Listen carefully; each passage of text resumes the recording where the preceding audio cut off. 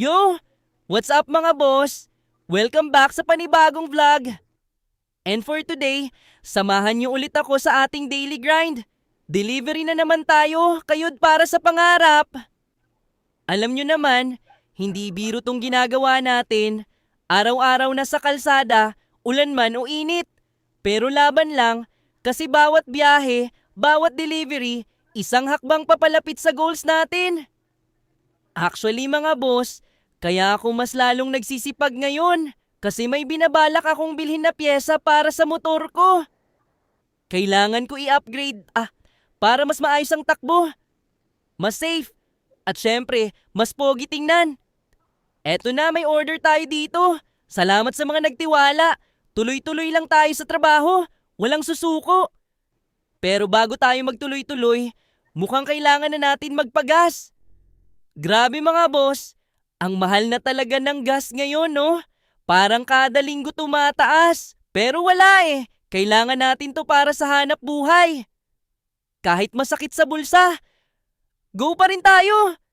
Isipin nyo na lang, investment din to sa trabaho natin. Masipag ay katumbas ng mas kita, kaya grind lang. Ayan, full tank na ulit. Ready na ulit lumaban sa kalsada. Isa pang delivery, isa pang kita. Alright mga boss, medyo pagod na rin tayo today. Nakailang delivery din tayo kahit papano may naipon na pang pyesa. Minsan nakakapagod, minsan nakakawalang gana, pero kailangan lang talaga maging consistent. Para sa sarili, para sa pamilya, para sa pangarap. Tara, uwi na tayo sa bahay. Magpahinga naman tayo, bukas ulit laban na naman. Ayan mga boss, andito na tayo sa bahay. Safe na nakauwi. Magbibihis lang tayo saglit mga boss. Grabe pawis, buong araw sa biyahe. Ayan, andito na tayo ngayon sa garahe. Eto na yung binibuild natin na motor, pang show at pang daily na rin. Unti-unti natin tong binubuo galing sa sariling sikap at grind sa araw-araw.